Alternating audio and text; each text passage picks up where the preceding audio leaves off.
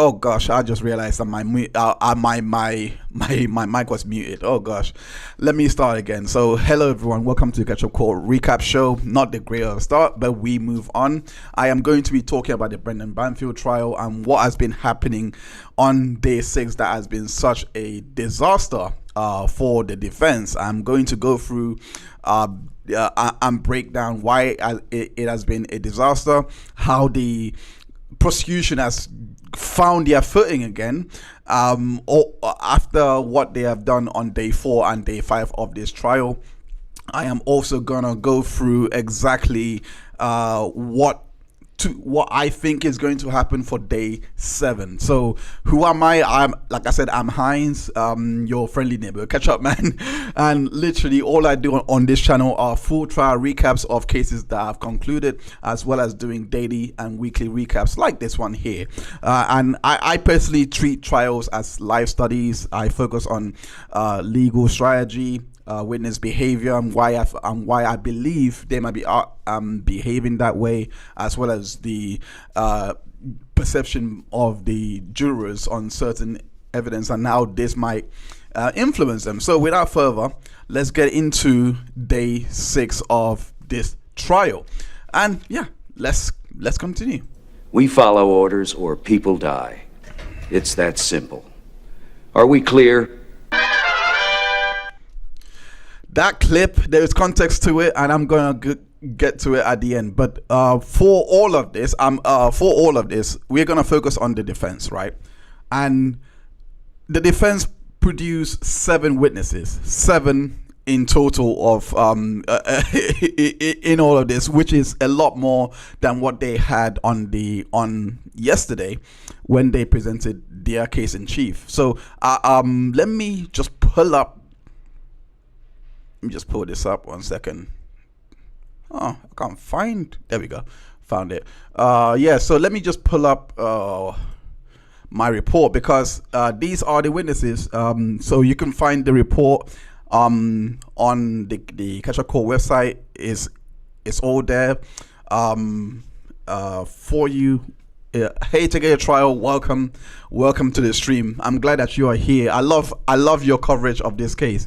But yeah, they had introduced 7 witnesses, like I said, and recalled Brendan Miller, who we talked about yesterday. 2 of these witnesses I'm not gonna go into at all, because it was a disaster for the state, because for the defense, because they couldn't even state these witnesses' names for the record.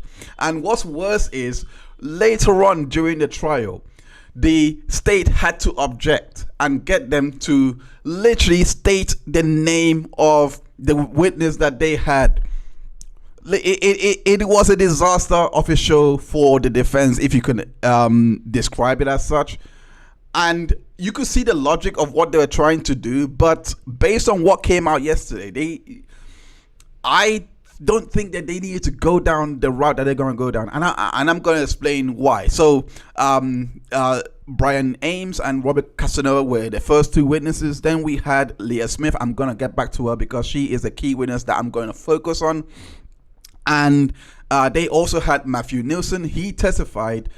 He mainly testified that Juliana was charged with murder initially due to their probable cause.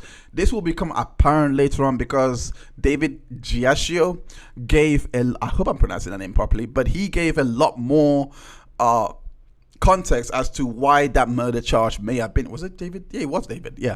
And he was not involved when the plea deal was taken. So I can see the logic in calling him. There was no cross-examination. I could see the logic, mainly because of the fact that, because of the murder charge, he could have been material in the conflict, because there was a conflict with the investigators in regards to the charging of Brendan Banfield and Juliana Magalhaes in this case. That's what the defense tried to show. John Bruce, who was the supervisor, he was the deputy chief investigator. He doesn't do the investigation. He just oversees the task force. he was the one that removed Brendan Miller from the case. Well, not removed, but he recommended that he should be removed. So his voice was very, very influential. And he also testified to the meaning of what the Brady list is. And this was important because David Giascio, who we are going to get into because he's the second witness that I'm going to focus on today, he is the one that was placed on the Brady list. So I'm going to go into him and expound more. And and crucially, I'm not going to go into this part, but I want to point it out here, because the fact that there was inaccuracies in Juliana's visa application, and he even acknowledged that Juliana was the fail-safe for their case, because they had to creatively find a way to get her involved in this case, because she would have been deported otherwise, because Border Patrol were looking for her. I thought that was a great testimony to have for the defense, but that's not going to be my focus because it's all said and done. But in the eyes of the jury, it goes two ways, because you can, in one sense, and I believe that the jury are quite fair, in one sense you can see why the state would have been fighting to keep the Juliana on board based on her day 1 and day 2 testimony. It sounded very important because she blew it right up. I'm going to explain. I'm going to explain why it was a complete disaster to even call this witness up for the defense, because it just was not worth it, despite this being here. And I do understand, but on what happened, on what transpired on day 6 yesterday, it just was not. Yeah, I'll get to it later on, but there was definitely a lot more messages that was being sent in regards to the offering of the manslaughter charge and the plea deal, etc. So moving on, the other witness that was called was Sally Fayez. I'm just quickly going to go through it, and she was of course called to show the biasness. She called Brendan a big baby in the text, but this part I'm just gonna play it. I don't usually play clips of witnesses that I'm not focusing on that are key, but this testimony from Fayez was, in my opinion, devastating. But so if you are, I'm gonna go to it now. So if you haven't seen this trial and you haven't seen what day 6 was like, this is the right place, because these are the key moments that I'm going to highlight from the trial, from what I think. Okay, let's go into the testimony from Sally Fayez. Repeat the question. I'm sorry. Sure. What was it? So Mr. Carroll went through with you repeatedly about when did catfishing become a topic of conversation. My question was when you were asked, but we're not able to finish answering. What was it that happened that raised in your mind the question of Christine having been set up? At the hotel. So from my understanding, we had an intel detective in the lobby of the hotel that we had everybody in, and she had asked Juliana, can I call you mommy now? When you say she, who are we I'm talking sorry, about? Valerie. Said, Valerie, Christine's daughter? Yes, said, can I call you mommy now? Juliana, again, I don't remember her answer. She said yes. And then she said, are you going to marry my daddy? And Juliana said, I wish. Okay. Thank you. I don't have any other questions, Judge. Oh, again, like, if it was not worth, and this witness was right after Giascio, it was just not worth calling this witness. And this is, the fact that it just directly corroborates what the state has presented already, because remember, the state has already presented evidence to show that both Brendan and Juliana were advancing their relationship. They had already moved into the Christine Banfield's room, marital room. So this part, it was, oh my gosh, I can't believe that they managed to get that it was such an own goal. You know what I mean? But nonetheless, we got to hear the daughter even say that. That means the daughter already knew that these guys were quite open. That's also another thing to consider, that these guys it was quite obvious for them. So this is I forgot her name already. Damn.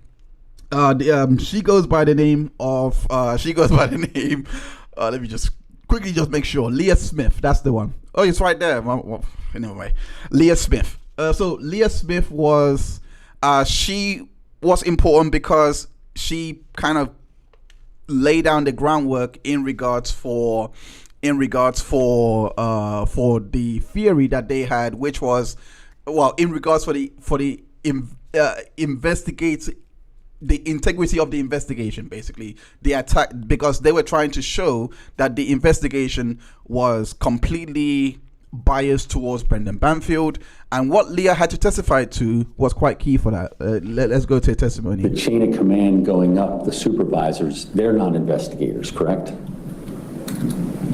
They are not investigators, they are supervisors. Okay. Did there come a time when supervisors were suggesting theories to the homicide investigators in this case? So we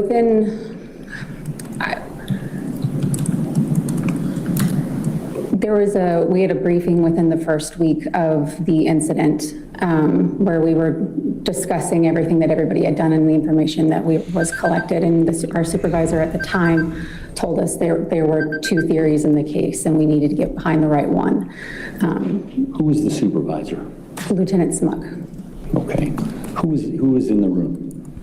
The homicide investigators, the detectives. Okay, were there any other people?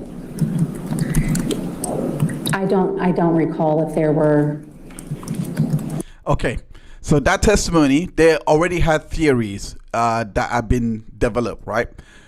That was a testimony that they already had theories that were developed, and then it led to the conflict I was alluding to earlier. This is where she gave testimony about that conflict. In conflict after this meeting?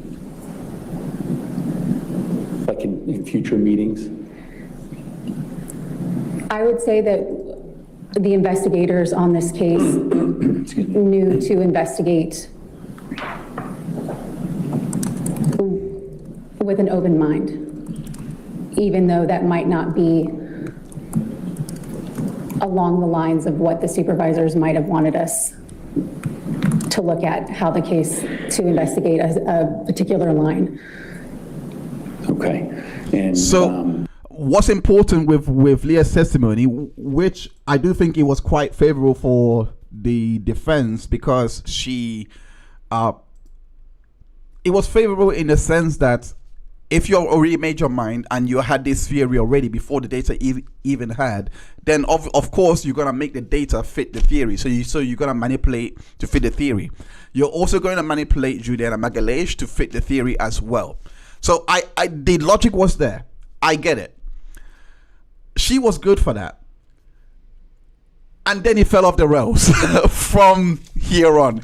This is the beginning, and then this next part here, this cross-examination was the beginning of the redemption arc by the state that I was alluding to. Let's listen. Perez Magalhaes was charged because you were able to prove that she shot Joe Ryan. The evidence supported that, correct? Correct. Okay. And Mr. Banfield was charged when? What was the turning point in your recollection of when Mr. Banfield was charged? When we got the blood evidence back.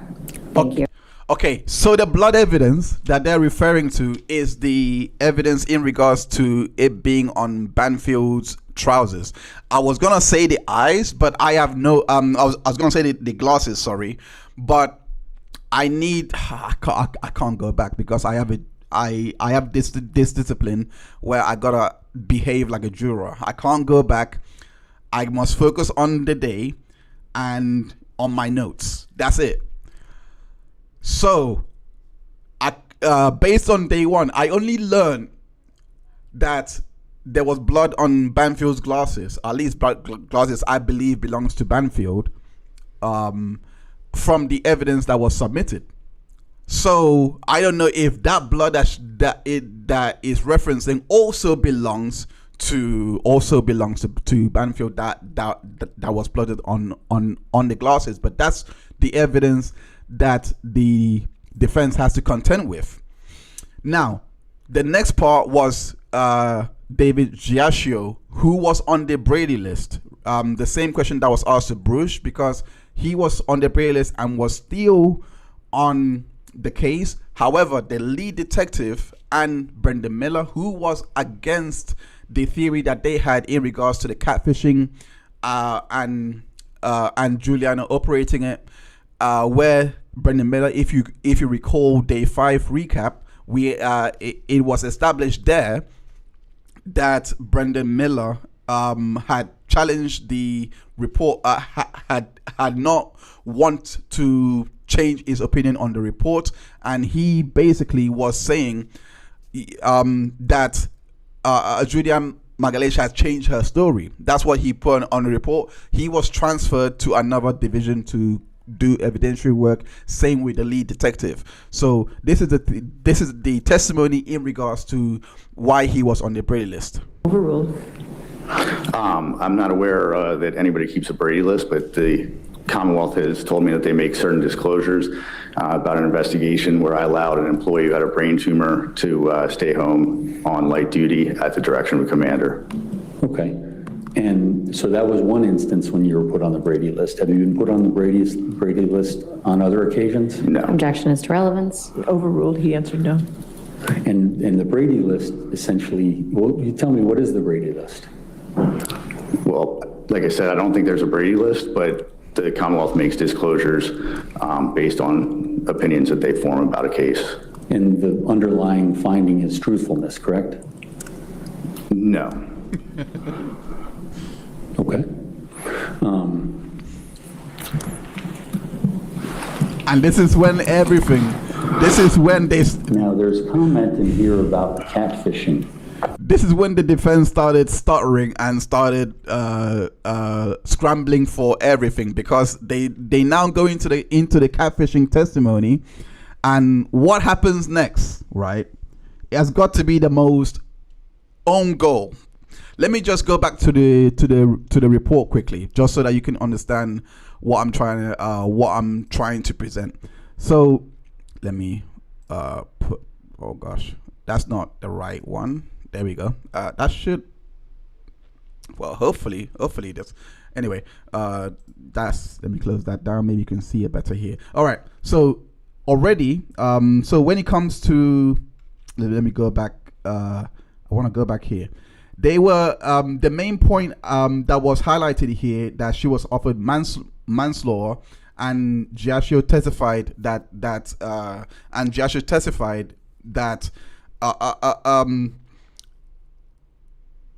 that the messages that was being sent on MetLife, that he didn't hear about it until Magalhaes actually came in to tell the truth. He was the one. This is the key part. He was the one, the only person in the department before Magalhaes even came in to testify, to have had the idea that these guys, that there was catfishing going on. So when it comes to this testimony here, I could not believe, I can't understand why they bring this guy in, because from the whole testimony that he gave, it only seemed like it was one thing, and that was it was the Brady list thing. I'm gonna play the clip so that you can kind of see what I'm trying to say. I think you just pointed at Deputy Chief Bruce's comment. Okay, were you part of that? Yes, I think what it's referring to is where I say this is good. She confirmed that he would send her home a little early from the gym so she could post when he was not in the house, which was confirmation of some of the digital forensics, where you could see that Juliana's device and Brendan's device were at the Lifetime Fitness in Reston, and then Juliana would leave And as her device would leave, as she arrived at the Stablebrook address. I don't think this is responsive to my.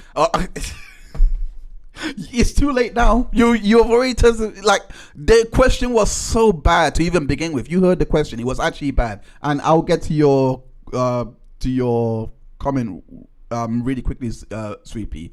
But is the message here? The jury has seen it. This was already it was already established that he had been the person to have come up with the catfishing theory. Now, they have followed the evidence and now got Magalhaes to confirm that, hey, that he would send her home a little early from the gym so she could post when he was not in the house. Do you know how insane that is? And I'll be very honest. I didn't catch this at first. I saw it go down, but I was so drowned out because I lost the direction that the defense were trying to lead me in. I did not know where they were trying to go with this witness, and yet this one comes in. It's really, really insane that it says so it's okay to tell Chief and Brooke it's 100% a catfish. Now, going back, I'm gonna go back to this part right here, because this is the part in which he gives an insight into why the lead detective Miller was transferred from the case. And to your, before I play that, but wouldn't her blood on him, he was trying to save him, mean that I'm guessing you say mean he was trying to save him. Take a trial says Sweet Pea. Yes, and I know why you say that, because of day 5, because it was conclusive. I don't know what Iris Graf is going to testify to in rebuttal to what the witness on day 5, I forgot her name already. If I can quickly just glean back to my notes. Oh gosh, my computer just froze up on me. Don't freeze up now. Leanne Singley testified that Joe Ryan, who was the other victim, his DNA was on the knife. Brendan and Juliana Magalhaes' DNA, they were eliminated. So it was only Christine and Joe Ryan blood, and this was determined to be the murder weapon. So yes, based on that evidence, it would mean that likely he was trying to save her, and that's how the blood got on her, which I still believe is the best evidence that the state has, that the defense has, sorry. But now let me go on and play this insight. Detective Bryant, he was transferred. He was. And that was, I guess, was the decision around the time of October 25th, which is... I think he was transferred in January. Okay, but the decision, when was that made? Shortly, probably in January, maybe late December. Was the reason for his transfer the October 25th? Objection leading. What, if anything? I'm not gonna go finish off, because it's they're trying to put October 25th into because October 25th was when Juliana was offered the plea deal, and the same time Juliana's mother, based on the testimony on cross-examination on day 1 is when day 2 is when Juliana's mother had told Juliana, say that Brendan orchestrated everything. So they're trying to tie it all there and say that this man that was resenting everything, that decision to reassign him happened on the 25th of October. Let's continue on. Did the October 25th recant and the time leading up to it, what, if anything, did that do to hasten his transfer? I think once Juliana came in proffered and provided more context to the evidence, everybody agreed that the evidence was overwhelming and that they had missed the mark. Nothing burger out of that witness. They brought him on for nothing, and now the cross-examination is here, in which I believe the redemption arc by the state was complete. Let's take a look, because this was insane. What was it about Ms. Perez I will get to you in a bit, Lynn. Just gonna finish this off. Magalhaes' proffer that you believed made her to appear truthful? Well, like, so we were able to corroborate through digital evidence that she left the gym. She basically said that I'm sorry, can you put your microphone on? What's your objection? Objection to, it's outside the scope of what I've asked. It's an open-ended question as to the investigation, and it's. Please continue. So she essentially kind of confirmed. I'm gonna go into why I believe that happened in a sec. The sequence of events that I believed occurred. Part of the way we did that was looking at the digital evidence. There were things along the way, for instance, going to the gun range, we were able to see pictures of that. She talked about leaving the gym, that Brendan told her to leave the gym early to go home so that he wouldn't be in the house while the FetLife or Telegram account were active. And we were able to see that on the geolocation of her device and Brendan's device, and then we could see her log, or see a log on the Telegram shortly after that device arrived in the area. The windows was something we hadn't had any idea about once she... When you said the windows, do you mean the replacement of the windows in the Banfield? Right, so she said that there was a time where Brendan had the windows replaced with windows that were like soundproof, and he asked her to go stand in the driveway, or actually he asked her to stand in the bedroom and scream while he stood in the driveway to see if screams would be able to be heard. She said that she did not want to do that, and so he screamed and she went outside. We were then able to track down a receipt and some emails, I believe, about the windows, and ultimately find the company and speak with the salesman who spoke to Brendan. And there was just a lot of things that over the course of August until February, in the digital evidence that she was able to corroborate for us. And this is the thing, right? That's his testimony. There was the only reason that they brought him in, like I was saying earlier, it seems to me it was to show that he was on the Brady list. So therefore, and if you don't know what a Brady list is, just think back to the current retrial where Commissioner Cox was recommended for the Brady list, which just means that there is some issues with the investigation, with how this person conducts investigations, etc., and includes withholding of evidence and whatever. I don't know, but that's the only reason why it was brought in, to basically give the representation that that they rather stick with a guy that was listed to be on watch, basically, rather than someone that was clean, and they transferred the lead detective of the case, which I get the effects that they're trying to go for, but it ultimately backfired because that testimony right there would never have existed, right? We have to go back to day 3, with with his testimony in regards to where he had installed the windows. We only got to know what he installed. We never knew why.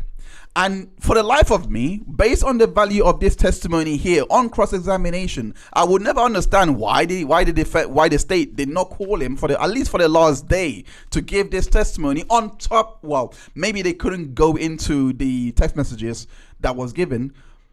Maybe this was all strategy to go back to this moment because they knew that the defense was going to call these guys.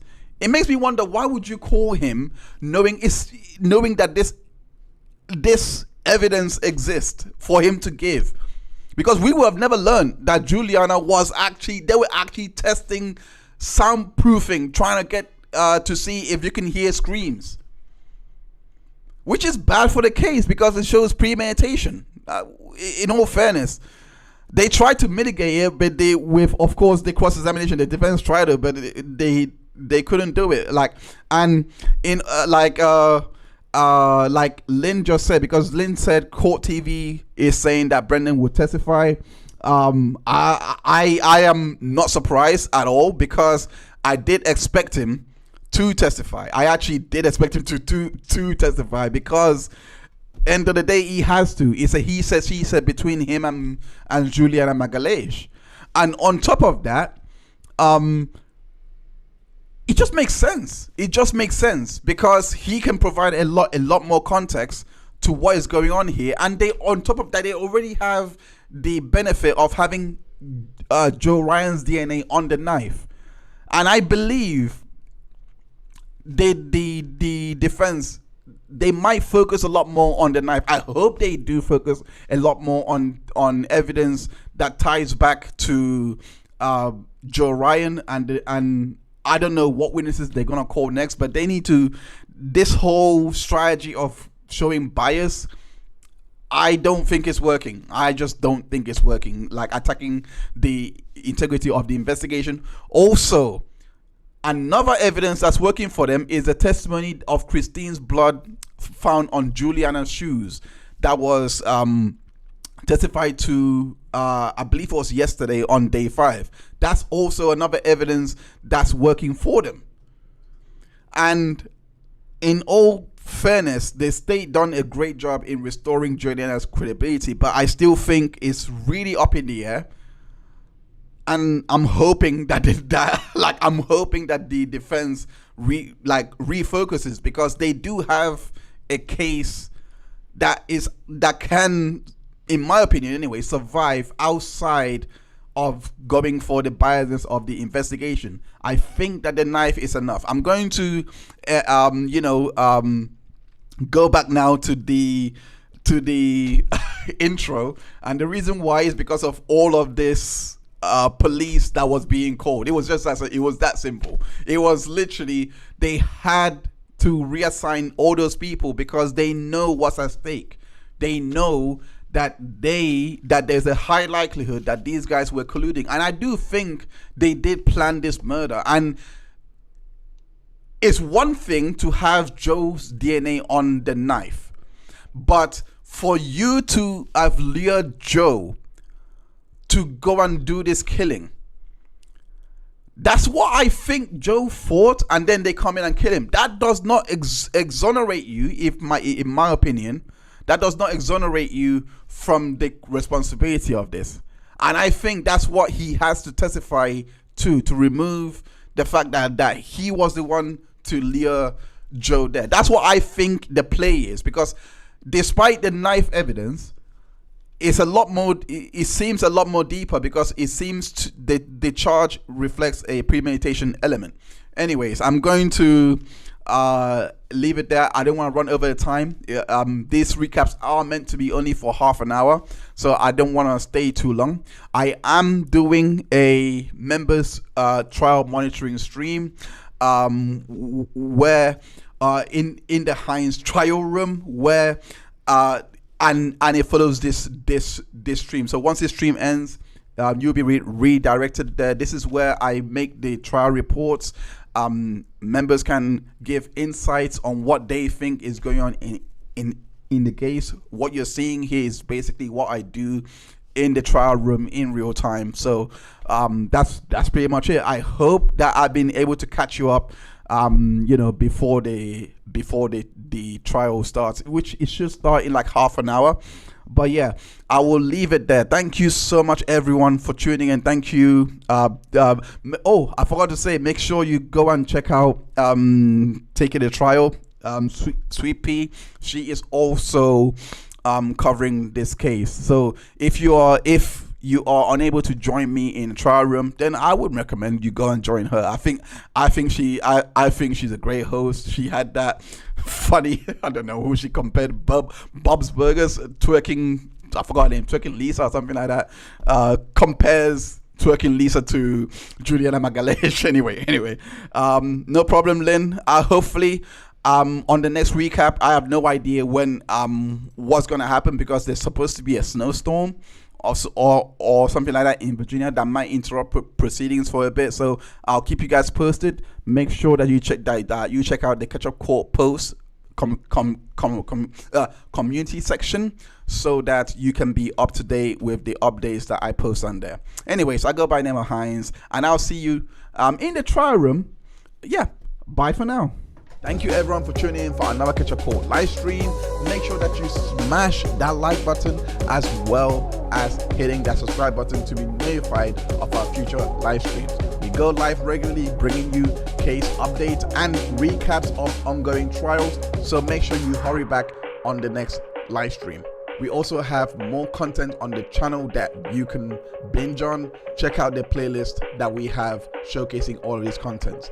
Without further, I go by the name of Hines.